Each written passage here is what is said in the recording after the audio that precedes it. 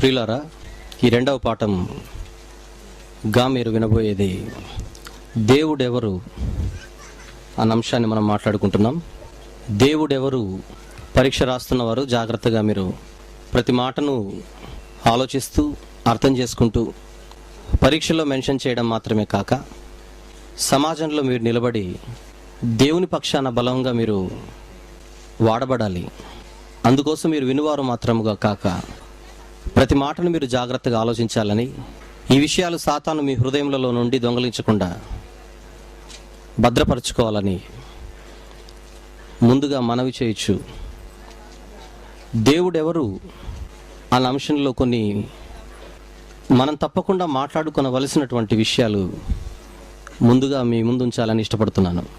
ఈరోజు ప్రపంచంలో రెండు తెగల వారు మన కంటికి కనబడతారు.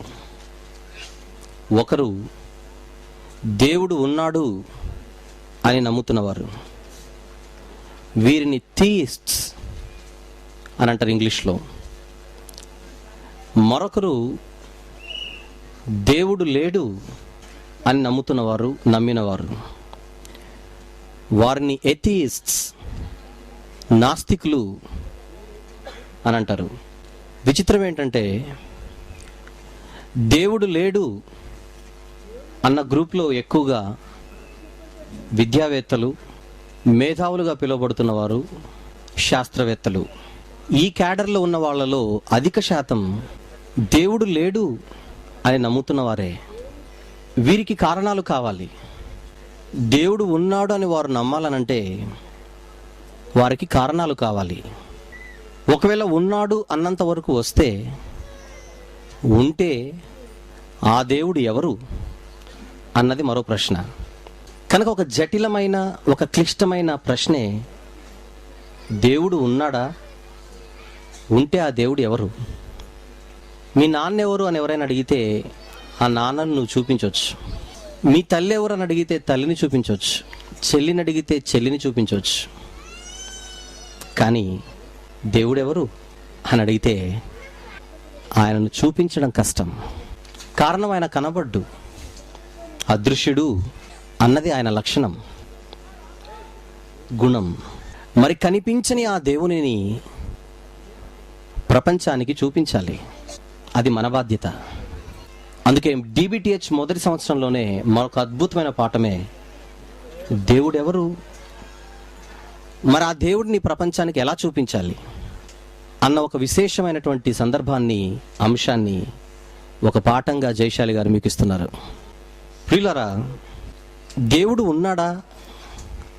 ఉంటే ఆ దేవుడు ఎవరు అన్న విషయం గురించి ముందు మనం మాట్లాడుకోవడం కంటే, దేవుడు లేడు అంటున్న వారు, వారికి ఉన్న బలం ఎంత, వారికి ఉన్న బలం ఏంటి, వారి దగ్గర ఉన్న సబ్జెక్ట్ ఏంటి, దేన్ని బేస్ చేసుకుని వారు దేవుడు లేడంటున్నారు అని ముందు వారి గురించి మనం ఆలోచించక తప్పదు.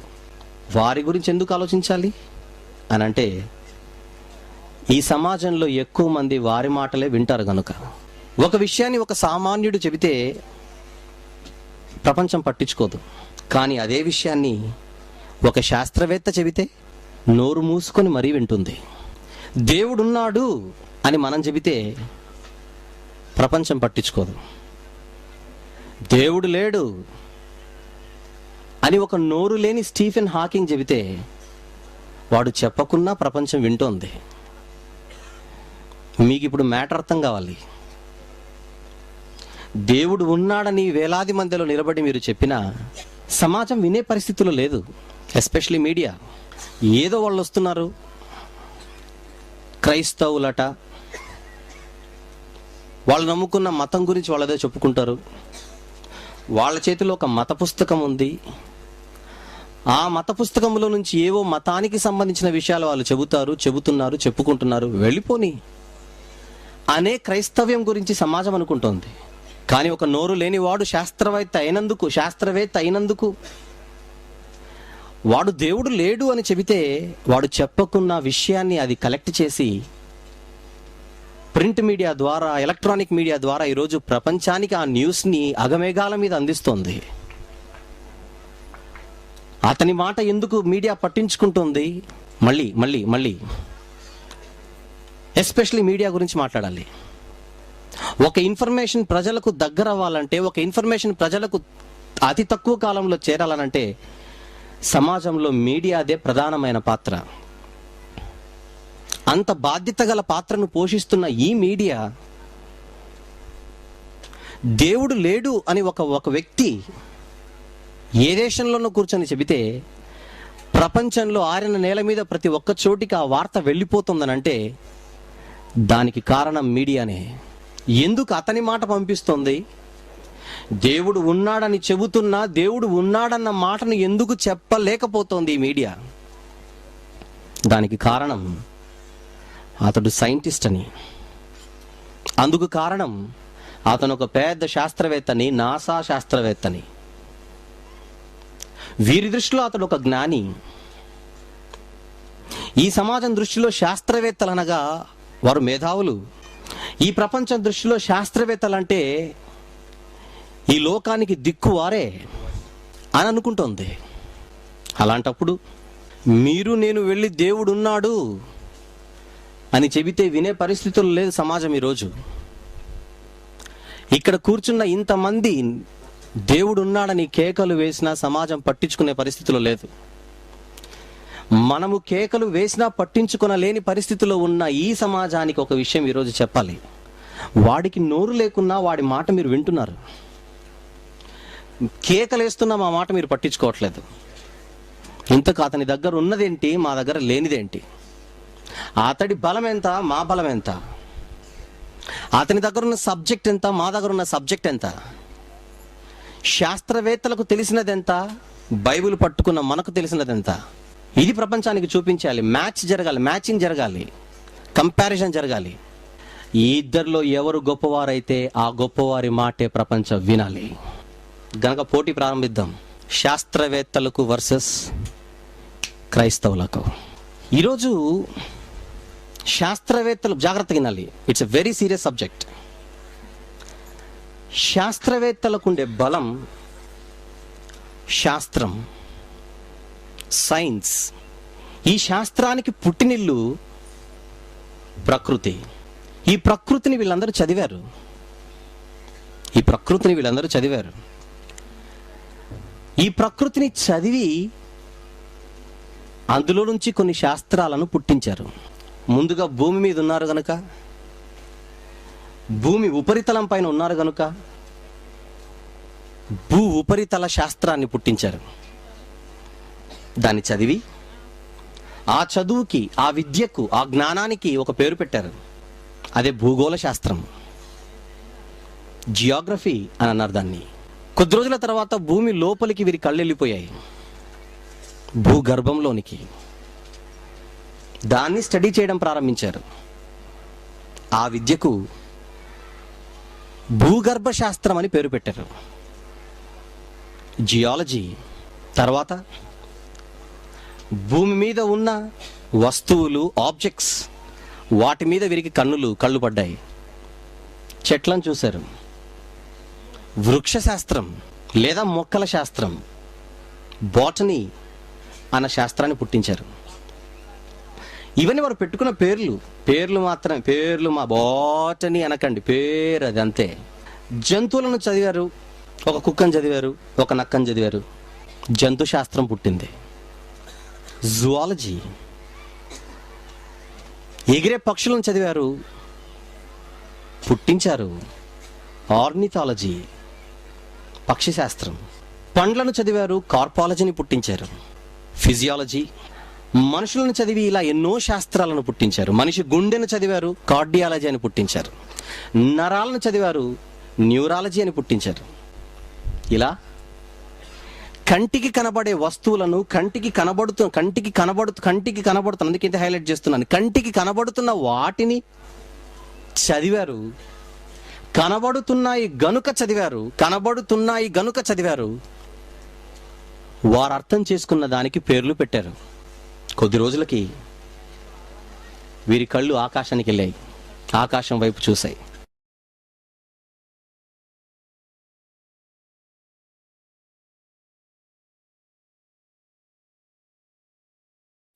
కంటికి కనబడుతున్న ఆకాశంలో సూర్యచంద్ర నక్షత్రాలు,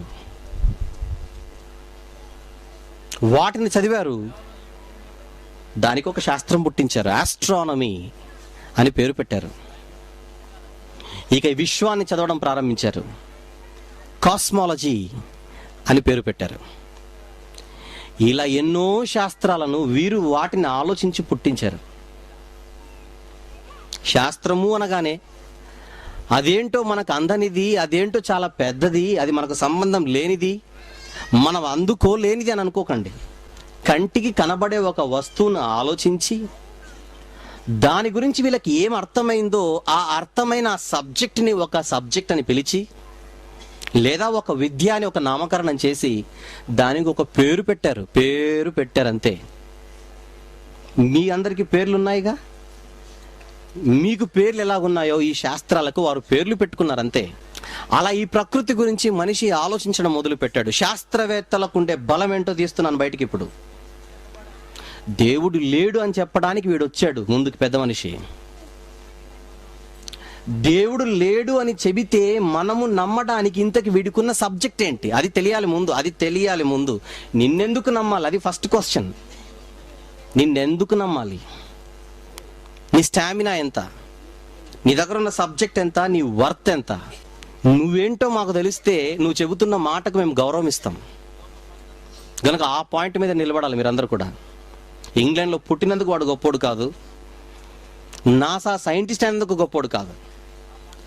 దేవుడు లేడు అన్న మాట మీద అతను నిలబడుతున్నాడు గనుక, శాస్త్రవేత్తలందరూ ఉన్నారు గనుక వాళ్ళ బలం ఎంతో ముందుకు బయటికి దిద్దాం. చూయించాలిగా. దేవుడు ఉన్నాడు అని మనం చెబితే మేమెందుకు నమ్మాలని వాళ్ళు అంటున్నారు. ఇప్పుడు అంటారు, మేము క్రైస్తవులమండి, దేవుడు ఉన్నాడండి అని చెబితే మిమ్మల్ని ఎందుకు నమ్మాలి? వాళ్ళు శాస్త్రవేత్తలు.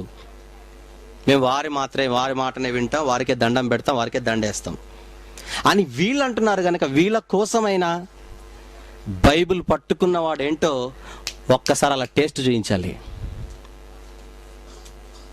అప్పుడు మన దగ్గరికి వద్దన్నా పరిగెత్తుకుంటూ వస్తారు. అలా వాక్యాన్ని బట్టి మనుషులను ఆకర్షించుకోగలిగిన వాడే నిజమైన క్రైస్తవుడు. వాక్యం హంగామా కాదు, వాక్యం. Very good. వద్దాం అక్కడికి, మళ్ళీ శాస్త్రవేత్తల దగ్గరికి.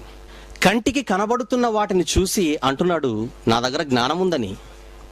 కంటికి కనబడుతున్న వాటిని చూసి అంటున్నాడు నా దగ్గర జ్ఞానం ఉందని, నా దగ్గర శాస్త్రం ఉందని, అది గొప్పదని. ఇప్పుడు శాస్త్రవేత్తల మాటలలో నుంచి ఒక మాటను మీ ముందు ఉంచుతున్నాను, మీరు ఆలోచించండి జాగ్రత్తగా. శాస్త్రవేత్తల మాటలలో నుంచే, నా మాటలు కాదు. వాళ్ళు ప్రపంచానికి ఒక స్టేట్మెంట్ ఇచ్చారు. అదేంటంటే ఈ ప్రకృతి, ఈ మొత్తం ఇంత మహాప్రకృతి, సృష్టి, ప్రకృతి, విశ్వం, యూనివర్స్, ఇందులో మన కంటికి కనబడుతున్నది ఇంకా బాగా చెప్పాలంటే ఈ 100% ప్రకృతిలో 30%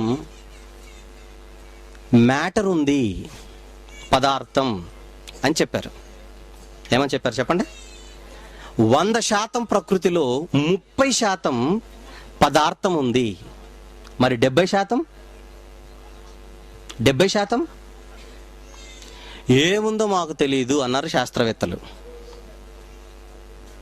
ఏముందో మాకు తెలియదు. Note this point. 100%లో 70% ఏముందో మా దగ్గర క్లూనే లేదు, క్లూలెస్ అని దానికి ఒక పేరు పెట్టారు. వీళ్ళకి ఏదైతే తెలియదో, ఏదైతే వీళ్ళకి అర్థం కాలేదో ఆ 70%కి ఒక పేరు పెట్టారు. దాన్నే డార్క్ ఎనర్జీ అని పిలిచారు. ఏమని పిలిచారు? డార్క్ ఎనర్జీ అని పిలిచారు. 70% తెలియదు అన్నారు కనుక పక్కన పెట్టేయండి. ఇప్పుడు ఉన్నదెంత? 30%. ఈ 30% ఏంటి అని అడిగితే అది పదార్థం అన్నారు. అని మాటలో మాటగా మరొక మాట చెప్పారు.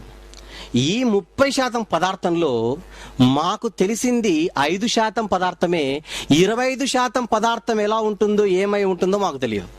సెకండ్ పాయింట్ నోట్ చేసుకోవాలి. ఇప్పుడు మీరు ఉన్న 30% పదార్థంలో 5% పదార్థం మాత్రమే మాకు తెలుసు, మిగిలిన 25% గురించి మాకు దగ్గర నాలెడ్జ్ లేదు. ఇప్పుడు మొత్తానికి ఉన్న 100% ప్రకృతిలో వీళ్ళకి తెలిసింది ఎంతట? ఎంత? 5%. 5%. ఈ 5% తెలిసినోడు వచ్చి చెబుతున్నాడు దేవుడు లేడని. వాళ్ళ సబ్జెక్ట్ చెప్తున్నాను ఇప్పుడు ముందుకి. నీ వర్త్ ఎంతరా అని అడిగితే 5 అంటున్నాడు.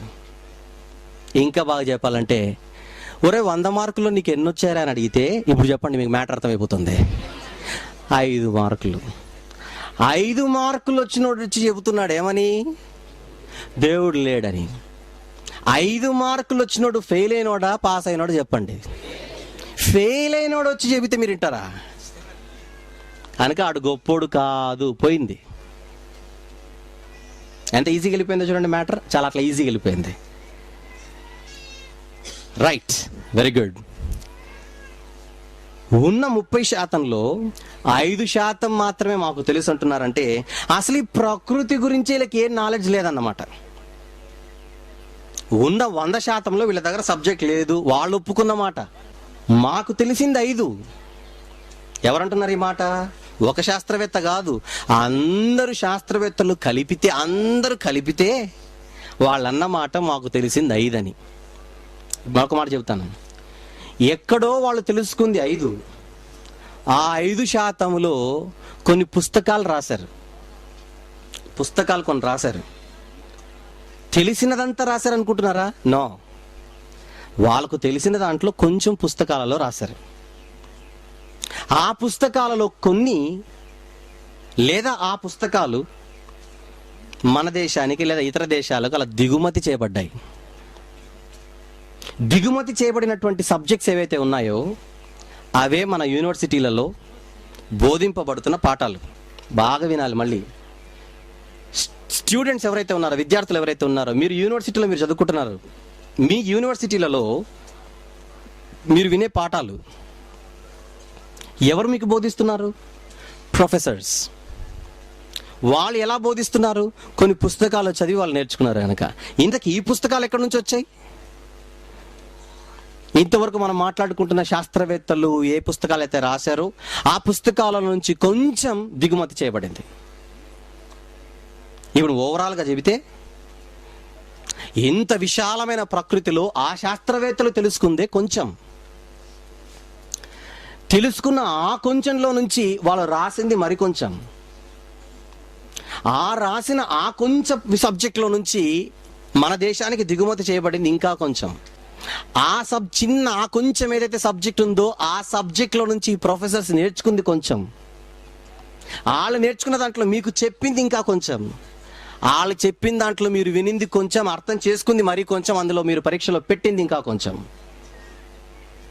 అందుకు మీరు పరీక్షలు రాశారు, మార్కులు తెచ్చుకున్నారు, ఒక సర్టిఫికేట్ తెచ్చుకొని బయటకు వచ్చి BA, MA, MSc, BSc, MTech, BTech అని బిల్డప్ ఇస్తారు.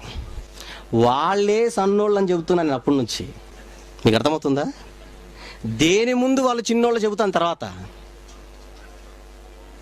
అంటే మన ముందు వాళ్ళే బిల్డప్ ఇవ్వకూడదు. For your kind information. రేపు పొద్దున ఎవరైనా వచ్చి మా దగ్గర ఇది ఉందని చెబితే మీరే వాళ్ళే నిలబడకూడదు, బిల్డప్ ఇవ్వకూడదు. బైబిల్ దగ్గర బైబిల్ ఎంత గొప్పదో చూపిస్తాం ఇక మీకు ఈ సబ్జెక్ట్లో. వాళ్ళే నిలబడకూడదు. వాళ్ళు రాసిన దానిలో నుంచి ముక్కలు నీకొక ముక్క వస్తే ఆ ముక్కలు ఎరుకున్న వాళ్ళు వచ్చి బిల్డప్ అసలు ఇవ్వకూడదు. Very good. ఇక శాస్త్రవేత్తలు ఏంటో, వాళ్ళకు తెలిసిందెంతో వాళ్ళ మాటల నుంచి మీకు చెప్పాను కనుక ఇక బైబిల్ ఎంత గొప్పదో చూపించాలిగా. ఎందుకంటే బైబిల్ ఒక మత పుస్తకం అనుకుంటున్నా. బైబిల్ ఒక మత పుస్తకం. అది ఏదో ఒక గ్రూపుకి, ఒక తెగకు సంబంధించినది అని ప్రపంచం అనుకుంటోంది. బైబిల్లో నుంచి మేము చెబుతున్నాం, మీరు నమ్మండి అంటే సమాజం ఒప్పుకోవట్లేదు. మేమెందుకు నమ్మాలి? అది మీ పుస్తకం అంటున్నారు. గనుక ఏమి చెప్పినందుకు శాస్త్రవేత్తలకు దండేసిందో ఈ ప్రపంచం, ఆ ప్రపంచానికి ఈరోజు కొన్ని విషయాలు ముందు పెడుతున్నాను. మీరందరూ కూడా జాగ్రత్తగా ఆలోచించాలి. మీలో కూడా చదువుకున్న వాళ్ళు ఉన్నారు ఇక్కడ. నాకు తెలిసి మీరు లెక్చరర్స్ ఉండొచ్చు, మంచి మంచి స్టూడెంట్స్ ఉన్నారు ఇక్కడ. మీరందరూ కూడా జాగ్రత్తగా ఇప్పుడు నేను చెప్పబోయే ప్రతి మాట ఎంత వాస్తవము కాదో మీరు జాగ్రత్తగా ఆలోచించండి. అంతకంటే ముందు ఒక భక్తుడు ఈరోజు మనిషికి ప్రకృతి గురించి ఉన్న జ్ఞానాన్ని మనసులో పెట్టుకొని దేవునితో ఒక మాట చెబుతున్నాడు. ఈ భక్తుడు, ప్రభువా ఈ ప్రకృతిని చూసిన తర్వాత నువ్వెంత గొప్పవాడివో నాకు అర్థమవుతుంది ప్రభువా. దీని వెనకాల నువ్వు ఉన్నావని నాకు అర్థమవుతుంది.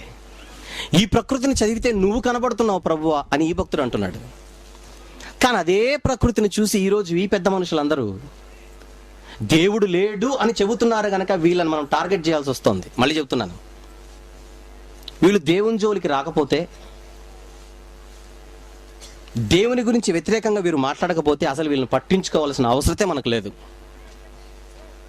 కానీ ఏ ప్రకృతిని చదివి నేనున్నానని తెలుసుకోమన్నాడో దేవుడు, అదే ప్రకృతిని చదివి నేను లేను అంటే దేవుడు లేడు అని వీళ్ళు చెబుతున్నారు గనుక వీళ్ళని మనం పట్టించుకోవాల్సి వస్తుంది. తప్పదు, ఎందుకంటే వీళ్ళ మాట ప్రపంచం వింటోంది కనుక. వీళ్ళని రక్షించడం కోసమైనా వీళ్ళని మనం వాడాలి ఇప్పుడు. రైట్. ఒక భక్తుడు దేవునితో మాట్లాడుతూ, ఈ ప్రకృతిలో మాకున్న నాలెడ్జ్ ఎంత ఉందో నేను చెబుతాను ప్రభు అని దేవునితో ఆయన అంటున్న మాటలు ఒకసారి మీరు చూడండి. యోబు గ్రంథం 26:14 వచనం చూద్దాం. 14. ఈ ప్రకృతి గురించి పైన నుంచి మాట్లాడుతూ మొదటి వచనం నుంచి ఆయన మాట్లాడుతూ యోబు గారు 14వ వచనంకి వచ్చేసరికి ఆయన అంటున్నాడు, ఇవి ఆయన కార్యములలో స్వల్పములు.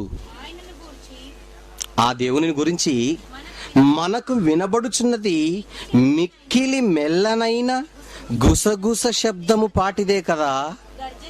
చాలు. ఇవి ఆయన కార్యములలో స్వల్పములు. ఈ ప్రకృతిని ఆయన కలిగించాడే, ప్రకృతి గురించి పైనుంచి మాట్లాడుతున్నది ఆయన. ఈ ప్రకృతిని ఆయన కలిగించడం అన్నదే ఆయనకు చాలా చిన్న పని, స్వల్పం. కానీ ఆ స్వల్పములో మాకు తెలిసింది ఏంటంటే మిక్కిలి మెల్లనైన గుసగుస శబ్దము పాటిది. గుసగుస శబ్దం పాటిది అంటే యోబు గారి మాటల్లోని భావం, అర్థం ఒకటే. ప్రభువా నువ్వు చేసిన కార్యాలలో మేము తెలుసుకుంది చాలా కొంచెం, మీ గురించి మేము తెలుసుకోవలసింది చాలా ఉంది. అంటే తెలుసుకున్న దాంట్లో నుంచి అతిశయించక మాకు తెలిసింది కొంచెమే, నీ గురించి ఇంకా ఎంతో తెలుసుకోవాలంటున్నాడంటే ఈయనకేయాలి దండం, ఈయనకేయాలి దండ, పెట్టాలి దండం. ఎందుకు? తెలుసుకున్నవాడు కాలర్ ఎగరేయట్లేదు. మీకు అర్థమవుతుందో లేదో పాయింట్. ఈయనకు కూడా ప్రకృతి గురించి తెలుసు. యోబు గారు, he was a very good scientist. శాస్త్రం మాట్లాడాడు యోబు గారు తన గ్రంథంలో, సైన్స్ మాట్లాడాడు. అతను కూడా ఒక సైంటిస్టే. కానీ తెలుసుకున్న దాంట్లో నుంచి బిల్డప్ ఇవ్వలేదు ఇతను. ప్రవ్వా నాకు ఏదైతే తెలిసిందో అది చాలా కొంచెం ప్రవ్వా, దీని వెనకాల నువ్వు ఉన్నావు, నీ గురించి తెలియాలంటే నేను ఇంకా కష్టపడాలి. అది ఎంత బాగుంది మాట. మరి వీరేమంటున్నారు? కొంచెం తెలుసుకొని అంతా తెలిసినంత బిల్డప్ ఇస్తున్నారు. ఇవ్వడం ఒక ఎత్తు, ఆయన లేడనడం మరొక ఎత్తు. గనుక ఆలోచిద్దాం. అసలు బైబిల్ ఎంత గొప్పదో తెలియాలి. అది మత పుస్తకం అనుకుంటోంది కనుక బైబిల్ ఎలాంటి సబ్జెక్ట్ మాట్లాడిందో, ఈ శాస్త్రాల కంటే దేవుని మాట బైబిల్ అది ఎంతకు ముందుగా ఈ శాస్త్రాలకు ముందు నిలబడుతుందో మనం ఆలోచిద్దాం. ఒక మాట చెబుతాను ముందుగా. ఈ మధ్య కాలంలో సుమారు ఒక 25 సంవత్సరాల కిందట అనుకుందాం, శాస్త్రవేత్తలు పరిశోధనలు జరిపి ఈ ప్రకృతిని గురించి ఆలోచిస్తూ, ఈ ప్రకృతి ఎలా పుట్టిందనంటే ఏదో ఒక పెద్ద ప్రేలుడు జరిగింది, లేదా శబ్దం పుట్టింది. బ్యాంగ్ అన్నారు దానిని. శబ్దం, బ్యాంగ్, సౌండ్. అది పెద్ద శబ్దం కనుక దానిని బిగ్ బ్యాంగ్ అని పిలిచారు. ఈ బిగ్ బ్యాంగ్ అన్న ప్రేలుడు, పెద్ద శబ్దం జరగడం వలన ఈ ప్రకృతి పుట్టింది, శబ్దము వలన ప్రకృతి పుట్టింది అని 25 సంవత్సరాల కిందట చెప్పారు. 25 సంవత్సరాల కిందట శబ్దము వలన ప్రకృతి పుట్టింది. మరి ఏంటా శబ్దం అని అడిగితే అది మాకు తెలియదు. శబ్దం అయితే పుట్టింది, శబ్దము వలన ప్రకృతి పుట్టింది. మరి ఏంటా శబ్దం? అది మమ్మల్ని అడక్కు, మా దగ్గర లేదు ఆ సబ్జెక్ట్. రైట్? అంటే శబ్దం ఎక్కడి నుంచి వచ్చిందో శాస్త్రవేత్తలకు తెలియదు అన్నమాట. ఇప్పుడు బైబిల్ పట్టుకున్న వాడిగా ఆ శబ్దం ఎక్కడి నుంచి వచ్చిందో ఇప్పుడు నువ్వు వాళ్ళకి పాఠం చెప్పాలి. చూద్దామా? ఈ భూమి ఎలా వచ్చిందో, ఈ ఆకాశం ఎలా వచ్చిందో, ఈ వెలుగు ఎలా వచ్చిందో, ఈ సూర్యచంద్ర నక్షత్రాలు ఎలా కలిగాయో, ఆ శబ్దం ఏంటో, ఇది ఏ శబ్దం వలన వచ్చిందో శబ్దం చూపిద్దాం. ఇప్పుడు మరి శబ్దం చూపిద్దాం, శబ్దం ఎక్కడి నుంచి వచ్చిందో. నా మాటలు వినపడుతున్నాయి కదా అందరికీ? నా శబ్దం వినపడుతుందిగా అందరికీ? నా శబ్దం వినపడుతున్న వాళ్ళందరూ చేయొద్దండి. నా శబ్దం వినపడుతున్న వాళ్ళందరూ చేయొద్దండి. Very good. శబ్దం అంటే సౌండ్ అన్నమాట. Very good. సౌండ్ అంటే శబ్దం బ్రదర్ అనకండి.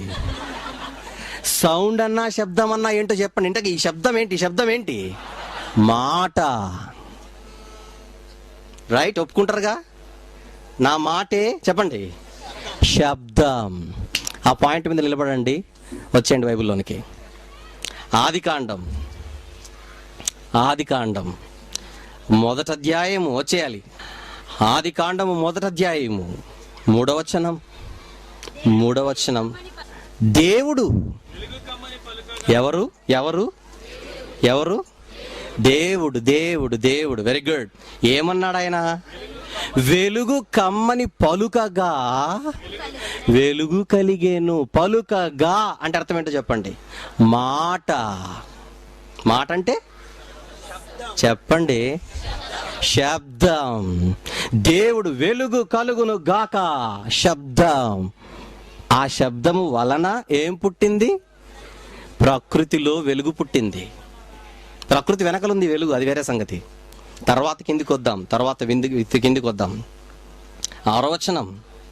జలముల మధ్య ఒక విశాలము కలిగి ఆ జలములను ఈ జలములను వేరుపరచును గాక అని దేవుడు పలుకగా అలా జరిగెను.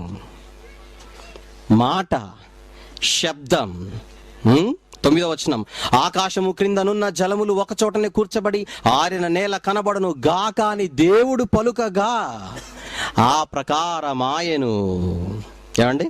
అలాగే 11, అలాగే 12, 13, 14, 15, 16 అధ్యాయం అంతా మీరు చదివితే కంటికి కనబడే వస్తువులన్నీ ఎక్కడి నుంచి పుట్టినట్టుగా మొదటి అధ్యాయంలో తెలుస్తోంది. చెప్పండి. దేవుడు పలుకగా ప్రకారమాయను. దేవుని మాట ద్వారా ఇవన్నీ కలిగాను. దేవుని మాట అనగా శబ్దం. అది దేవుని శబ్దం, దేవుని మాట. దేవుని మాటకున్న మరో పేరే దేవుని వాక్యం. అంటే ఈ ప్రకృతి అంతా కూడా ఎలా నిర్మాణమైనది లేదా ఎలా సృష్టింపబడింది అని బైబిల్ని అడిగితే శబ్దం అని కామ్గా అయిపోలేదు. ఆ శబ్దం నువ్వు లేడనుకుంటున్న దేవుని మాటరా అని అంటోంది బైబిల్. హెబ్రీ పత్రిక 11వ అధ్యాయం. 3వ వచనం చూడండి. ప్రపంచములు దేవుని వాక్యము వలన, శబ్దం దేవుని వాక్యము వలన నిర్మాణమైనదని మీకు తెలియాలి. దేవుని మాట, దేవుని శబ్దం దృశ్యమైనవి. తర్వాత మాట. అందును బట్టి దృశ్యమైనవి కనబడేటు పదార్థములచే నిర్మింపబడలేదనియు విశ్వాసము చేత.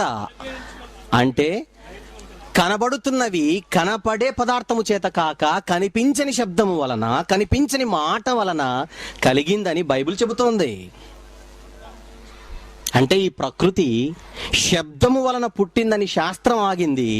ఆ శబ్దం ఏంటో బైబిల్ చెప్పింది. మళ్ళీ చెబుతున్నాను. ఈ ప్రకృతి ఎక్కడ నుంచి పుట్టిందని అడిగితే శబ్దము నుంచి పుట్టిందని చెప్పి శాస్త్రం సైలెంట్ అయిపోయింది.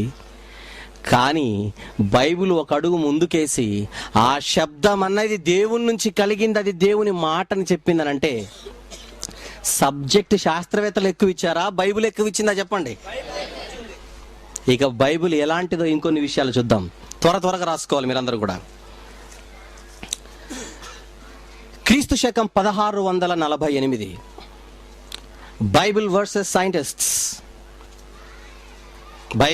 సైంటిస్ట్ చూద్దాం. క్రీస్తు శకం 1648లో ఐజాక్ న్యూటన్ అనే ఒక శాస్త్రవేత్త భూమి శూన్యంలో వేలాడుతుంది అని చెప్పాడండి.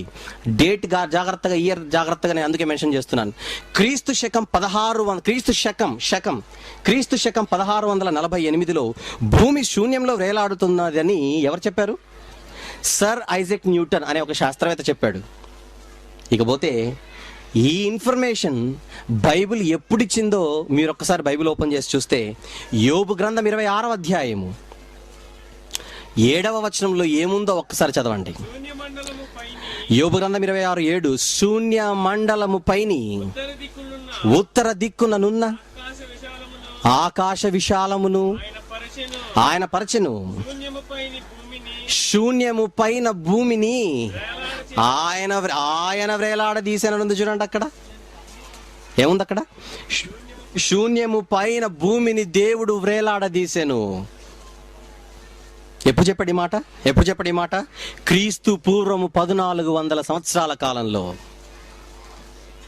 క్రీస్తు పూర్వము 1400 సంవత్సరాలు. ఇతను చెప్పింది ఎప్పుడు? Isaac Newton. క్రీస్తు శకం 1648లో, అంటే సుమారు 3000 సంవత్సరాలకు పూర్వమే. ఎవరికి పూర్వం?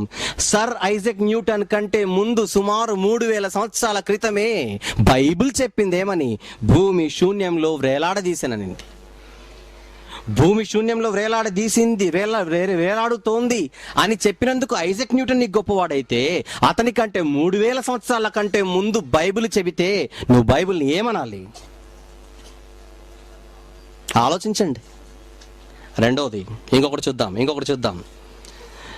క్రీస్తు శకం 1543 సంవత్సరం, మళ్ళీ చెబుతున్నాను, క్రీస్తు శకం 1543లో నికోలస్ కోపర్నికస్ అనే మరో శాస్త్రవేత్త ఒక విషయం చెప్పాడు ప్రపంచానికి. అంతకుముందు ప్రపంచానికి ఈ విషయం తెలియదు. ఏంటి? భూమి కదులుతోంది, కాలాలు అందుకే మారుతున్నాయని. వేసవి కాలము, చలికాలము, ఈ కాలాలన్నీ ఎందుకు మారుతున్నాయంటే భూమి కదులుతోంది అని ఎప్పుడు చెప్పాడు నికోలస్ కోపర్నికస్? క్రీస్తు శకం 1543లో. కానీ బైబిల్ ఎప్పుడు చెప్పిందో ఒక్కసారి జాగ్రత్తగా నోట్ చేసుకోండి. యోబు గ్రంథం 9వ అధ్యాయం 6వ వచనంలో ఏమనుందో జాగ్రత్తగా చూడండి ఒక్కసారి. యోబు గ్రంథం 9వ అధ్యాయం 6వ వచనం, భూమిని దాని స్థలములో నుండి కదిలించువాడు ఆయనే. అంటే భూమి కదులుతోందనా, కదలట్లేదనా? Very good. కీర్తనల గ్రంథం 74వ అధ్యాయం 16-17 వచనములు చూస్తే, పగలు నీదే రాత్రి నీదే అని చెప్పి సూర్య చంద్రులను నీవే నిర్మించితివి, భూమికి సరిహద్దులు నియమించిన వాడు నీవే, వేసవి కాలము చలికాలము నీవే కలుగజేసివితివి. అంటే సూర్య చంద్ర భూమి, సూర్యుడు చంద్రుడు భూమి, ఈ మూడిటి కదలికల వలన వేసవి కాలము చలికాలం వస్తుందంటున్నాడు దేవుడు. ఇది ఎప్పుడు చెప్పబడింది? క్రీస్తు పూర్వం సుమారు 700 నుంచి 800 కాలములో. క్రీస్తు పూర్వం 800 సంవత్సరాలు, క్రీస్తు పూర్వం 800 కాలములు. నికోలస్ కోపర్నికస్ ఎప్పుడు చెప్పాడు? క్రీస్తు శకం 1543. 15కు 800 కలపండి, సుమారు 2300 సంవత్సరాల క్రితమే. నికోలస్ కోపర్నికస్ చెప్పకంటే ముందు 2300 సంవత్సరాల క్రితమే బైబిల్ చెప్పింది. ఇదే మాట కోపర్నికస్ చెబితే నువ్వు అతన్ని గొప్పవాడు అంటున్నావు. అతనికంటే ముందు చెప్పిన బైబిల్ మాత్రం నీకు మత పుస్తకం అయింది. అంటే నీ ఆలోచనలు కరెక్ట్గా లేవన్నమాట. సమాజానికి వేస్తున్నాం ప్రశ్న. మరొకటి చూద్దాం. 1610 క్రీస్తు శకం 1610లో టెలిస్కోప్ కనుగొనబడింది. గెలీలియో గెలిలీ ఇతను 1610లో టెలిస్కోప్ కనుక్కున్న తర్వాత ఒక విషయం శాస్త్రవేత్తలు తెలుసుకున్నారు. అదేంటంటే చంద్రునికి స్వయం ప్రకాశక శక్తి లేదని, సూర్యుడు ఉంటేనే చంద్రుడు ప్రకాశిస్తాడని, సూర్యుడు లేకపోతే చంద్రుడు ప్రకాశించడని, చంద్రునిలో కనపడుతున్న వెలుగు కేవలం సూర్యునిదే, కానీ ఎప్పుడైతే సూర్యుడిలో వెలుగు ఉండదో చంద్రునిలో వెలుగు ఉండదు అని ఎప్పుడు చెప్పారు? 1610లో టెలిస్కోప్ కనుగొనబడిన తరువాత చెప్పబడిన ఇన్ఫర్మేషన్ ఇది. మరొకసారి మీరు బైబిల్ చూడండి. ఒకసారి బైబిల్లో యోబు గ్రంథం 25 5వ వచనంలో ఏముందో మీరు జాగ్రత్తగా చూడాలి. యోబు గ్రంథం 25వ అధ్యాయం 5వ వచనం, ఆయన దృష్టికి చంద్రుడు కాంతి గలవాడు కాడు. చంద్రుడు కాంతి గలవాడు కాడు. మరొక మాట, యెషయా గ్రంథం 13వ అధ్యాయము 10వ వచనం. యెషయా గ్రంథం 13వ అధ్యాయము 10వ వచనం చూడండి. కమాన్.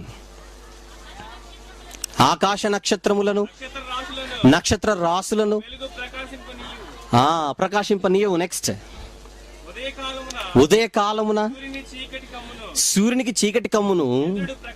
ఎప్పుడైతే సూర్యునికి చీకటి కమ్ముతుందో చంద్రుడు ఏమైపోతాడు? ప్రకాశం ఇవ్వడు. అంటే చంద్రుడు స్వయం ప్రకాశితుడు కాడని బైబిల్ ఎప్పుడు చెప్పింది? యోబు గారి విషయంలో క్రీస్తు పూర్వం 1400 సంవత్సరాలు అయితే, యెషయా గారు క్రీస్తు పూర్వం సుమారు 740 నుంచి 50 సంవత్సరాల కిందటి వాడు. అంటే క్రీస్తు పూర్వం కొన్ని వందల సంవత్సరాల క్రితమే చంద్రుడు స్వయం ప్రకాశితుడు కాడని బైబిల్ చెబితే, అంతకు ముందు చెప్పిన బైబిల్ నీకు మత పుస్తకం అయింది. మొన్న ఆఫ్టర్ ఆల్ 400 సంవత్సరాల క్రితం శాస్త్రవేత్తలు చెబితే వీళ్ళు నీకు మేధావులయ్యారు. ఈ మేధావులు వచ్చి దేవుడు లేడని చెబితే నువ్వు నమ్ముతున్నావు. చూద్దాం మరొకటి. ఈ మధ్య కాలంలో నక్షత్రాల గురించి సైంటిస్ట్ మాట్లాడుతూ, నక్షత్రాలన్నీ ఒకే నక్షత్రాలు కావని, నక్షత్రాలన్నీ కూడా ఒకటే రకమైన నక్షత్రాలు కావని, ఇందులో బ్లూ స్టార్స్ అనే ఉన్నాయని, డార్క్ స్టార్స్ అనే ఉన్నాయని, మ్యాగ్నో స్టార్స్ ఉన్నాయని, క్రాబ్యులాస్ ఉన్నాయని, సూపర్ నోవాస్ ఉన్నాయని, క్వాడ్ స్టార్స్ ఉన్నాయని, న్యూట్రాన్ స్టార్స్ ఉన్నాయని, రకరకాల నక్షత్రాలు ఉన్నాయని వీళ్ళు చెప్పారు. అంటే వీళ్ళ మాటలోని భావం ఏంటంటే, నక్షత్రాలని ఒకే నక్షత్రాలు కాదు, అన్ని ఒకటే రకమైన నక్షత్రాలు కాదు, ఇందులో రకరకాల నక్షత్రాలు ఉన్నవి అని ఈ మధ్య కాలంలో సైంటిస్ట్ ఇచ్చిన ఇన్ఫర్మేషన్. కానీ బైబిల్లో నక్షత్రాల గురించి ఏముందో ఒకసారి చూడండి. వండర్, ఆశ్చర్యపోతారు మీరు మాట చూస్తే. మొదటి కొరింథీ మొదటి పత్రిక 15వ అధ్యాయము 41వ వచనాన్ని మీరు జాగ్రత్తగా చూడాలి. కొరింథీ మొదటి పత్రిక 15:41, సూర్యుని మహిమ వేరు, చంద్రుని మహిమ వేరు, నక్షత్రముల మహిమ వేరు, మహిమను బట్టి ఒక నక్షత్రమునకును మరి ఒక నక్షత్రమునకును భేదం ఉన్నది కదా. ఏంటి ఆ నక్షత్రాల గురించి మళ్ళీ చదవండి. మహిమను బట్టి ఒక నక్షత్రమునకు మరి ఒక నక్షత్రమునకు భేదము కలదు కదా.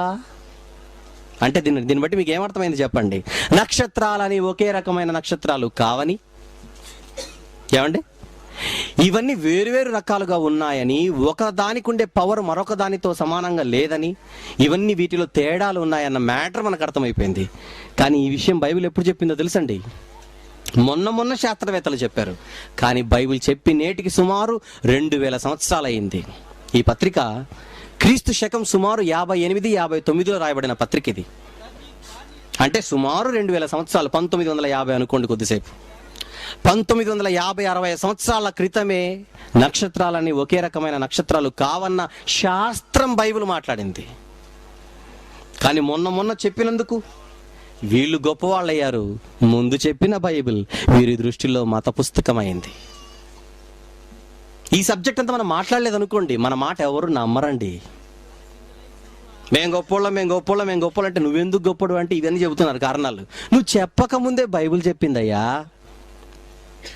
నువ్వు ఏవైతే చెబుతున్నావో, ఎందుకైతే నిన్ను ప్రపంచం గొప్ప అనుకుంటుందో, ఇవన్నీ నువ్వు చెప్పకముందే బైబిల్ చెప్పింది. మరి నువ్వు గొప్పనా, బైబిల్ గొప్పనా? అదే మన వాదన.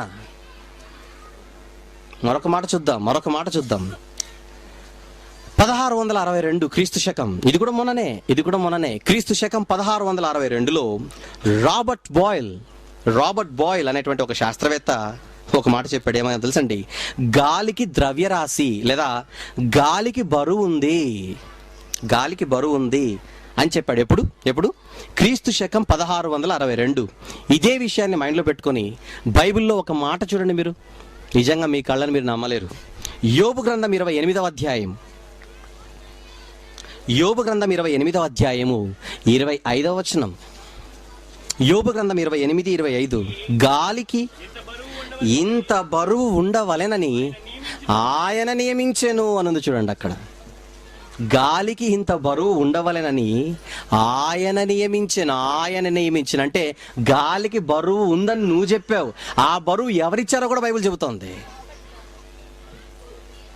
అంతే కదా? గాలికి బరువు ఉందని మొన్న నువ్వు చెప్పావు, కానీ బైబిల్ బరువు ఉందని చెప్పింది. నెక్స్ట్, ఆ బరువు ఎవరిచ్చారో కూడా చెప్పింది. ఎవరు గొప్ప? నువ్వు చెప్పింది మొన్న, కానీ బైబిల్ ఎప్పుడు చెప్పింది? క్రీస్తు పూర్వం మళ్ళీ 1400 సంవత్సరాల క్రితం. అంటే ఇప్పటికి నేటికి సుమారు 3400 సంవత్సరాల క్రితమే బైబిల్ చెప్పింది గాలికి బరువు ఉందని, ఆ బరువు దేవుడిచ్చాడని, అంటే దేవుడు ఉన్నాడని కూడా చెబుతోంది. నీకంటే ముందు చెప్పిన బైబిల్ దేవుడు ఉన్నాడని చెబుతుంటే, మొన్న ఈ విషయాలు ప్రస్తావిస్తున్న నీవు దేవుడు లేడని చెబితే నిన్ను ఎలా నమ్మాలి? ఇంకా చూద్దాం. క్రీస్తు శకం 1522లో ఫెర్డినాండ్ మోజ్లాన్ అనేటువంటి మరో శాస్త్రవేత్త ఒక విషయం చెప్పాడు. ఏమన్నా తెలుసండి? భూమి గోళాకారంగా ఉంది. ఎలా ఉందట? అంతకుముందు బల్లపరుపుగా ఉందని ప్రపంచం అనుకుంటుంది. ఇతను వచ్చి భూమి గోళాకారంగా ఉన్నది అని చెప్పాడు. భూమి గోళంగా ఉంది అని చెప్పాడు. కానీ బైబిల్లో ఏముందో తెలుసా? యోబు గ్రంథం. వీళ్ళందరూ చెప్పకముందే యోబు గారు ఇవన్నీ చెప్పారండి. ఇన్ని విషయాలు చెబుతున్న యోబు అంటున్నాడు, మాకు తెలిసింది చాలా మిక్కిలి గుసగుస లాంటిది, నీ గురించి తెలుసుకోవాల్సింది చాలా ఉందని. వీళ్ళకంటే సీనియరే ఆయన దగ్గర సైలెంట్ అయిపోతే దేవుని దగ్గర వీళ్ళు వచ్చి కాలర్ ఎగరేస్తున్నారు. అందుకే ఇన్ని విషయాలు చెబుతున్నాం. అందుకే కమాన్, యోబు గ్రంథం 37వ అధ్యాయం 12వ వచనం. ఆయన వలన నడిపింపబడినవై నరులకు నివాస యోగ్యమైన భూగోళం అన్నాడు. చూడండి, గోళం అంటే గుండ్రంగా ఉందని బైబిల్ ఎప్పుడు చెప్పింది? అగైన్ క్రీస్తు పూర్వం 1400 సంవత్సరాల క్రితం. ఇతను చెప్పింది ఎప్పుడు? క్రీస్తు శకం 1522లో. 1500 కాదు, 1400 వేస్తే సుమారు అగైన్ 3000 సంవత్సరాలు. క్రీస్తు అంటే ఇతగాడు చెప్పకంటే ముందు 3000 సంవత్సరాల క్రితమే భూమి గోళాకారంగా ఉందని బైబిల్ చెప్పింది. కానీ ముందు చెప్పిన బైబిల్ ఈ సమాజం దృష్టిలో మత పుస్తకం అయింది. మరొకటి చూద్దాం. యుగోస్లేవియా దేశానికి చెందిన మిల్యూటిన్ అండ్ కోవిచ్ అనేటువంటి ఇద్దరు శాస్త్రవేత్తలు 1910లో, తర్వాత 1990లో జాక్వెస్ లస్కర్. 1910 అంటే మొన్న 100 సంవత్సరాలు, 1990 అంటే 20 సంవత్సరాలు, అంతేగా? ఇద్దరేమో 100 సంవత్సరాల క్రితము యుగోస్లేవియాకి చెందిన శాస్త్రవేత్తలు 1910లో, 1990లో జాక్వెస్ లస్కర్ అనేటువంటి ఈ ఇద్దరు వేరువేరు కాలాల్లో ఏం చెప్పారంటే చంద్రుని వలన ఋతువులు ఏర్పడుతున్నాయని చెప్పారండి. అంటే సమాజం ఎప్పుడు కనుక్కుంది? ఒక శాస్త్రవేత్త ఎప్పుడు కనుక్కున్నాడనంటే చంద్రుని వల్ల ఋతువులు ఏర్పడుతున్నాయని ప్రపంచానికి తెలిసింది వీళ్ళు చెప్పడం ద్వారా కేవలం 100 సంవత్సరాల క్రితమే. కానీ బైబిల్ ఏం చెప్పింది ఒకసారి చూడండి. కీర్తనల గ్రంథం 104వ అధ్యాయము 19వ వచనం. ఋతువులను తెలుపుటకై దేవుడు చంద్రుని నియమించెను. ఏముంది అక్కడ? ఋతువులను తెలుపుటకై దేవుడు చంద్రుని నియమించెను. అంటే ఋతువులు చంద్రుని వలన కలుగుతున్నాయని, అసలు ఋతువులను తెలుపుటకు చంద్రుని ఎవరు పుట్టించారని బైబిల్ చెబుతోంది? దేవుడు పుట్టించాడని బైబిల్. ఇది ఎప్పుడు చెప్పబడిందో తెలుసా అండి మాట? క్రీస్తు పూర్వం 800 సంవత్సరాల క్రితం.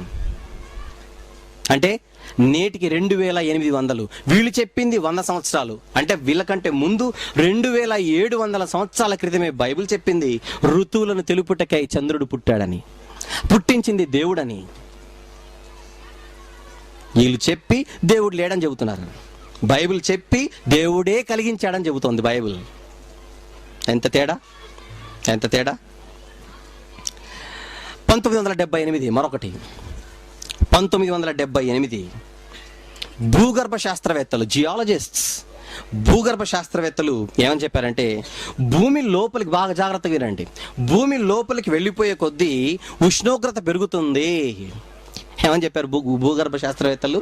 లోపలికి వెళ్ళిపోయే కొద్దీ ఏం పెరుగుతుందట? ఉష్ణోగ్రత పెరుగుతుంది. అంటే లోపల మొత్తం వేడి ఎక్కువ ఉంటుంది, వేడి ఎక్కువ ఉంటుందని చెప్పారు. కానీ బైబిల్లో అదే యోబు గ్రంథం మళ్ళీ 28వ అధ్యాయం 5వ వచనంలో ఏముందో చూడండి ఒక్కసారి. యోబు గ్రంథం 28:5. భూమి నుండి ఆహారము పుట్టును, దాని లోపలి భాగము అగ్నిమయమైనట్టుండును. లోపలి భాగం ఎలా ఉందంట? భూమి లోపల అగ్నిమయం అంటే వేడి ఉంటుందా, చల్లగా ఉంటుందా? చల్లని కూలని వేడి అంటే భూమి లోపలంతా ఎలా ఉంది పరిస్థితి? వేడిగా ఉందని బైబిల్ చెప్పింది. ఎప్పుడు 1978లో కాదు, క్రీస్తు పూర్వం అగైన్ 1400 సంవత్సరాలు, అంటే నేటికి సుమారు 3000 సంవత్సరాలు. మళ్ళీ వీళ్ళు చెప్పింది ఎప్పుడు? 1978. 78 అంటే మొన్నటి మాట. జస్ట్ 30 ఏళ్ల కిందట వీళ్ళు చెప్పారు, 3000 సంవత్సరాల కిందట బైబిల్ చెప్పింది. Very good. ఇకపోతే మరొక మాట చూద్దాం. 1990 తర్వాత హబుల్ టెలిస్కోప్ అని ఒకటి కనుక్కున్నారండి. హబుల్ టెలిస్కోప్ పెద్ద నేత్రం అది. హబుల్ టెలిస్కోప్ 90 తర్వాత కనుక్కున్నారు శాస్త్రవేత్తలు. ఈ హబుల్ టెలిస్కోప్ ద్వారా చూస్తే వీళ్ళకి ఏం కనపడిందంటే, ఈ నక్షత్రాల పైన ఆకాశం ఏదైతే ఉన్నదో ఆ ఆకాశం పైన నీళ్లున్నాయి నీళ్లు అని ఇమ్మీడియట్గా బయటకు వచ్చి చప్పట్లు కొట్టుకుంటూ చెప్పారు. ఆకాశం పైన నీళ్లున్నాయి, నక్షత్రాల పైన నీళ్లున్నాయి. అది మేమే కనుక్కున్నామని మొన్న చెప్పారు. పట్టుమని 25 సంవత్సరాలు కాలేదు. దాని పేరు ఆకాశ గంగ అని పేరు పెట్టారు. ఆ గంగమ్మను కిందికి దింపాలని ప్రయత్నిస్తున్నారు ఈరోజు. ఎందుకనంటే భూమి మీద నీరు కరువుగా ఉందని. ఏమండి? రైట్. ఆకాశం పైన నీళ్లున్నాయని బైబిల్ ఎప్పుడు చెప్పిందో తెలుసండి? బైబిల్లో మొదటి పుస్తకములో మొదటి అధ్యాయంలో మొదటి పేజీలో చెప్పింది. చూస్తారా? చూడండి సరదాగా. ఆదికాండం 1వ అధ్యాయము 7వ వచనం. ఆదికాండం 1వ అధ్యాయం 7వ వచనం. దేవుడు ఆ విశాలము చేసి విశాలము క్రింది జలములను, విశాలం అంటే ఏందో అనుకుంటే దాని కింద చదివితే ఆ విశాలమునకు దేవుడు ఏమని పేరు పెట్టాను? ఆకాశం. ఇప్పుడు ఆకాశం అన్న పేరు పెట్టి చదవండి అక్కడ.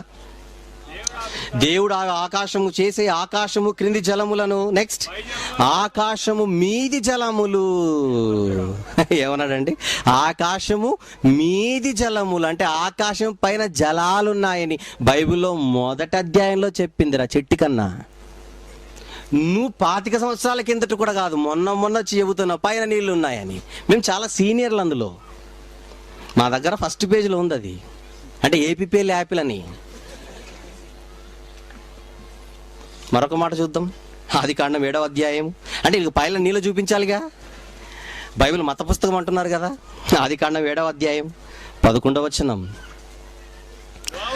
ఆదికాండం 7:11. నోవాహు వయసు యొక్క 600 సంవత్సరము 2వ నెల 17వ దినమున మహాగాధ జలముల ఊటలన్నీయు ఆ దినమందే విడబడెను. నెక్స్ట్ ఆకాశపు తూములు విప్పబడెను. అప్పుడు ఏమైంది? 40 పగులు 40 రాత్రులు ప్రచండ వర్షము భూమి మీద కురిసిన. ఆకాశపు తూములు ఓపెన్ చేశాడట దేవుడు. Windows of haven. ఏమండి? ఫ్లడ్ గేట్స్ ఆఫ్ హెవెన్ అని అంటాడు. Flood gates of haven. Door open చేశాడట. అన్ని డోర్లు కాదు, చిన్నలా కొంచెం అట్లా ఓపెన్ చేసేసరికి ప్రచండమైన వర్షం పడిందంటే పైన నీళ్లున్నాయనా లేవన్నా? నీళ్లున్నాయని నీకు తెలిసింది, వాటిని బంధించి పెట్టాడని దేవుడు బైబిల్ చెబుతోంది. తెప్పించాలని ట్రై చేయకు. ఒకసారి వస్తే ఏం జరిగిందో ఒకసారి బైబిల్ చదువు. ఆకాశ గంగను తెప్పించాలని ప్రయత్నిస్తున్నాడు ఈరోజు మనిషి. ఇంకొకటి చూద్దామా? కీర్తనల గ్రంథం 148. ఏమండి? 148 కీర్తనలు 4వ వచనం. 148:7 చదవండి. పరమాకాశములారా, ఆకాశము పైనున్న జలములారా అన్నది చూడండి అక్కడ. ఆ పరమాకాశములారా, తర్వాత ఆకాశము పైనున్న జలములారా. క్రీస్తు పూర్వం 800. ఏమండి? అంటే నేటికి సుమారు 2800 కీర్తనలు అయితే ఆదికాండము రాయబడి సుమారు క్రీస్తుపురం 1500 అయితే నేటికి 3500 సంవత్సరాల క్రితమే బైబిల్ చెప్పిందేమని, పైన జలాలున్నాయని. ఎవరు గొప్ప? బైబిల్. ఇది మత పుస్తకం, ఇది మతకు పుస్తకం. ఇకపోతే ప్రియులారా, ఇకపోతే పెట్రోల్ తెలుసుగా. పెట్రోల్ లోపల రాతిలో నుంచి వస్తుంది, రాతిలో నుంచి ఉంటుందని ఈ మధ్య కాలంలో శాస్త్రవేత్తలు కనుగొని అక్కడ నుంచి పెట్రోల్ని, ఆయిల్ని ఉత్పత్తి చేయడం మొదలుపెట్టారు. కానీ లోపల బండలున్నాయని లేదా రాళ్ళు ఉన్నాయని, అందులో నూనె, ఆయిల్ ఉందని దేవుడు మనుషులకు ఎప్పుడు ఇన్ఫర్మేషన్ ఇచ్చాడు తెలుసండి? ద్వితీయోపదేశకాండం చూడండి. పెట్రోల్ గురించి ఉంది బైబిల్లో, పెట్రోల్ గురించి ఉంది. చూడండి, ద్వితీయోపదేశకాండం 33:19. ద్వితీయోపదేశకాండము 33:19 చదవండి.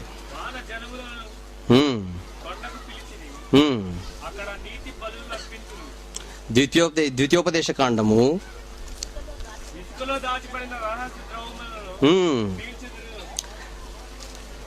వచనం 19వ వచనం. ఇసుకలో దాచబడిన రహస్య ద్రవ్యములను పీల్చుదురు. ఇసుకలో దాచబడిన ద్రవ్యం. ఇంకొక మాట చూస్తారా? ద్వితీయోపదేశకాండం 32:13. 32:13. ద్వితీయోపదేశకాండం 32:13 చదవండి. భూమి యొక్క ఉన్నత స్థలముల మీద వారిని ఎక్కించును, కొండ బండ నుండి తేనెను, చెకుముకి రాతి నుండి నూనెను. చెకుముకి రాతి నుంచి నూనె. ఏమండి, పెట్రోలియం అనే పదం ఉందే. పెట్రోలియం అనే పదం ఎందుకు పెట్టారో తెలుసండి? పెట్రోలియం అనే పేరు ఎందుకు పెట్టారంటే, లాటిన్ లాంగ్వేజ్లో పెట్రో అంటే రాయి, ఓలియం అని అంటే నూనె. అందుకే అది పెట్రోలియం అయింది. అది రాతి నుంచి వస్తుంది కనుక అది రాతి నూనె అయింది. కానీ అందులో నూనె ఉందని బైబిల్ ఎప్పుడు చెప్పింది? ద్వితీయోపదేశకాండం అంటే క్రీస్తు పూర్వం 1500 అంటే నేటికి 3500 సంవత్సరాల క్రితమే ఏమని చెప్పింది బైబిల్? లోపల నూనెలు ఉన్నాయని. ఏమండి, ఇలా మాట్లాడుకుంటూ పోతే ఎన్నో మాట్లాడొచ్చు. ఇప్పుడు చెప్పిన సందర్భాలన్నిటిలో ఇవే మీరు యూనివర్సిటీలో పాఠాలుగా నేర్చుకుంటున్నారు, ఇవే మీరు కళాశాలలో చదువుకుంటున్నారు గొప్ప విద్యగా. మీ ప్రొఫెసర్లు చెప్పారనో లేకపోతే ఆ చదువులు చెబుతున్నాయని అనుకోకండి. వీటన్నిటికంటే ముందు, శాస్త్రవేత్తలు కంటే ముందు బైబిల్ చెప్పింది వీళ్ళు చెప్పడం కంటే ముందు. ఇప్పుడు నేను మిమ్మల్ని అడుగుతున్నాను, మొన్న ఈ విషయాలు చెప్పిన వీళ్ళు గొప్పవారా? వీరందరికంటే కొన్ని వందల వేల సంవత్సరాల క్రితమే చెప్పిన బైబిల్ గొప్పదా? బైబిల్ గొప్పది. అప్పట్లో హబుల్ టెలిస్కోపులు లేవు. హబుల్ టెలిస్కోప్ను చూసి నువ్వు చెబుతున్నావేమని పైన నీళ్లు ఉన్నాయని. హబుల్ టెలిస్కోప్ రాకముందే బైబిల్ చెప్పింది పైన నీళ్లు ఉన్నాయి. యోబు గారికి ఎలా తెలిసింది? కీర్తనాకారుడికి ఎలా తెలిసింది ఈ విషయాలన్నీ? మోషే గారికి ఎలా తెలిసింది ఈ విషయాలన్నీ? టెలిస్కోపులు పెట్టారని ఇలాగా? నో, దేవుడు చెప్పాడు. కామన్ సెన్స్ అండి. ఇవన్నీ శాస్త్రం అభివృద్ధి చెందని కాలంలో చెప్పబడిన మాటలు. సైన్స్ అండ్ టెక్నాలజీ రెవల్యూషన్లో మనం ఉన్నాం. అసలు సైన్స్ అండ్ టెక్నాలజీ అనేది లేనప్పుడు, టెక్నాలజీనే లేనప్పుడు చెప్పబడిన మాటలు ఇవన్నీ. భూమి గోళాకారంగా ఉందని వాళ్ళకి ఎలా తెలుసు? ఏమండి, భూమి లోపల అగ్నిమయమైనట్టు ఉండును, వేడివేడిగా ఉండును, భూమి లోపల ఉష్ణోగ్రత అని వారికి ఎలా తెలుసు? గాలికి బరువు ఉందని వారికి ఎలా తెలుసు? మీలాగా పరిశోధనలు చేయలేదే వారు? మీలాగా పరిశోధనలు చేయకపోయినా మీరు చెప్పిన విషయాలే మీకంటే ముందు వారు ఎలా చెప్పగలిగారు? వీరికి చెప్పి రాయించిన వాడు ఒక ఆయన ఉన్నాడు. ఆయనే దేవుడు. నువ్వు కొంచెం మినిమం బుర్ర పెట్టి ఆలోచిస్తే అర్థమవుతుందని చెప్పాలి వాళ్ళకి. ఏమని? నువ్వు ఇన్ని పరికరాలు తీసుకొని పరిశోధించావు. ఏ పరికరాలు లేనప్పుడు అవన్నీ వాళ్ళు చెప్పారు.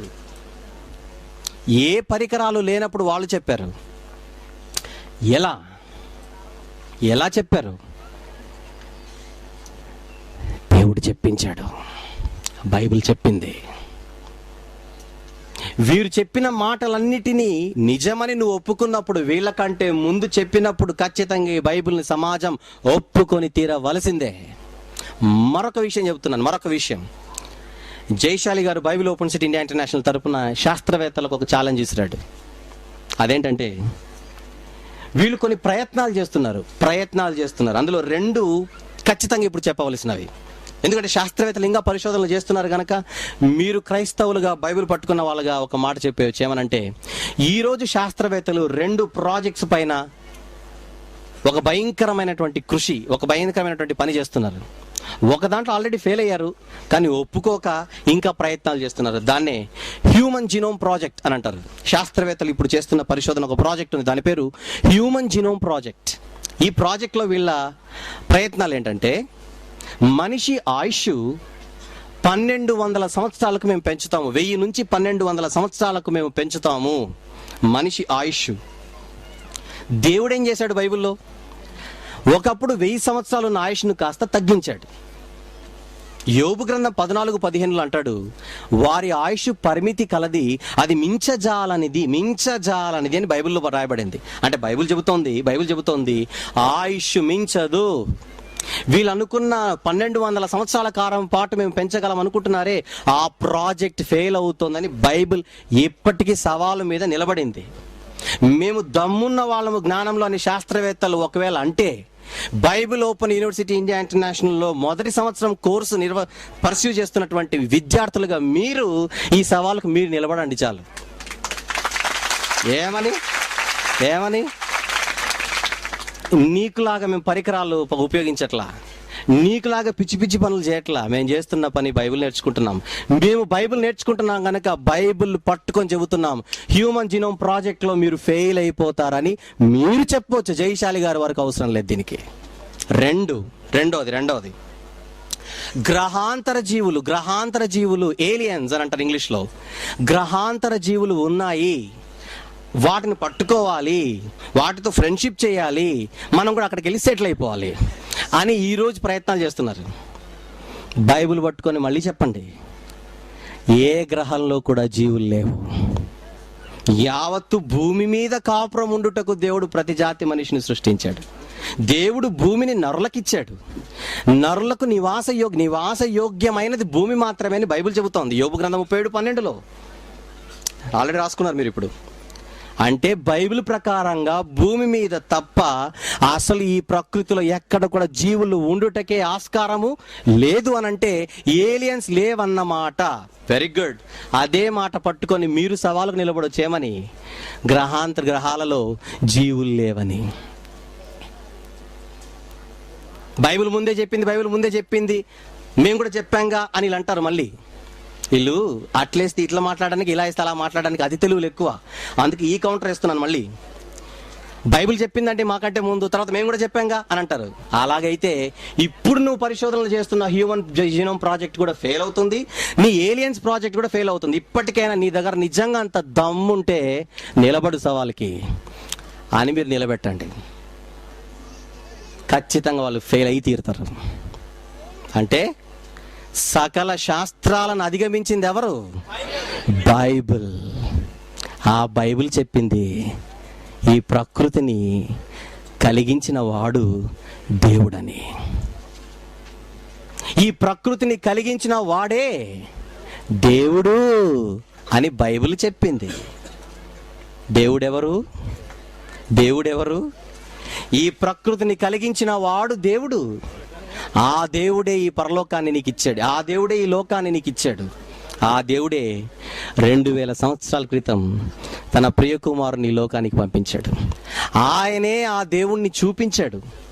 యోహాను 1:18 ఎవడును ఎప్పుడైనను దేవునిని చూడలేదు, ఆయన రొమ్ముననున్న అద్వితీయ కుమారుడే ఆయనను బయలుపరిచిన, అనగా ఆయన ఈ లోకానికి వచ్చి యేసు ప్రభు ఆ తండ్రిని మనకు చూపించి, ఆ దేవునిని చూపించి అన్నాడు, ఆ దేవుడే నీకు తండ్రని. ఏమండి? దేవుడెవరు? ప్రకృతిని కలిగించిన వాడు దేవుడు. తన ప్రియకుమారుని లోకానికి పంపించిన వాడు దేవుడు. తన ప్రియకుమారుడైన యేసుక్రీస్తు వారు ఏ దేవుణ్ణైతే చూపించాడో దేవుడు అని, ఆ దేవుడే దేవుడు. దేవుడెవరు? యేసు ప్రభు చూపించిన దేవుడే దేవుడు. యేసు ప్రభు మాటలు ఉన్న పుస్తకమే బైబిల్, నిజమైన దైవ గ్రంథం. దేవుడెవరు? బైబిల్ చూపించిన దేవుడే దేవుడు అని పరీక్షలో మాత్రమే కాదు, మీ జీవితంలో ఈ మాట మీద నిలబడి ఆ దేవుని పక్షాన బలమైన బాణములుగా నిలబడి ప్రపంచంలో క్రైస్తవుడే గొప్పవాడు, బైబిల్ పట్టుకున్నవాడే ఈ ప్రపంచానికి దిక్కు అని నిరూపించండి. ప్రార్థన చేసుకుందాం. ప్రేమగల తండ్రి, మీ మాట ఎంత గొప్పదో సాధారణంగా, సర్వసాధారణంగా, సామాన్యంగా మీ గురించి చెబితే ప్రపంచం వినదు గనుక దేనిని చూసి వారు అతిశయిస్తున్నారో ఆ కోణములోనే మాట్లాడి వారు మా దగ్గర ఉన్నది ఈ బలమని మాట్లాడుకుంటున్న శాస్త్రం ఎంత చిన్నదో మీ మాటలను బట్టి మీ పిల్లలకు చూపించారు తండ్రి. అంతటి మహాజ్ఞానము కలిగిన గ్రంథమే మా చేతుల్లో ఉన్నది. ఈ గ్రంథంలో మీరు మీ గురించి రాయించుకున్నారు. ఈ గ్రంథం చూపించిన దేవుడే దేవుడు అని మీ పిల్లల ముందుంచాను. ఇది తెలుసుకున్న మీ పిల్లలు తండ్రి, మీ పక్షాన గ్రుడ్డిగా మాట్లాడడం కాదు, కానీ జ్ఞానంగా ఎవరితో అయినా మాట్లాడడానికి వారు సిద్ధపడుటకే శిక్షణ పొందుతున్నారు. ఇది వారి ప్రథమ సంవత్సరం. ఈ ప్రథమ సంవత్సరంలోనే ఇంత మహాజ్ఞానం వింటున్నారు తండ్రి. ఈ మహాజ్ఞానము మట్టిపాలు కాకుండా తండ్రి, మీకోసం బలముగా ఈ జ్ఞానముతో ఈ ప్రపంచంలో వారు నిలబడినట్లుగా సహాయం చేయమని, మిగిలిన దినాలలో వారు నేర్చుకునబోయే ఈ మహాజ్ఞానం వారి జీవితంలో మీ కొరకు ఫలించినట్లుగా సహాయం చేయమని, ఇంతటి మహాజ్ఞానం మా అందరికీ తండ్రి వడ్డించి నేర్పిస్తున్నా మీ కుమారుడు మా డైరెక్టర్ గారు జైశాలి గారిని బట్టి మరొకసారి కృతజ్ఞతలు చెల్లిస్తూ ఆయనకు మంచి ఆయుష్ను, ఆరోగ్యాన్ని ప్రసాదించమని వేడుకుంటూ మీ ప్రియకుమారుడు మా ప్రభు ప్రియరక్షకుడైన యేసుస్వామి వారి శ్రేష్టమైన నామములో ఈ ప్రార్థన అడుగుచు మీ బంగారు పాదముల యొద్ద పెట్టి సమర్పిస్తున్నాను తండ్రి. ఆమెన్.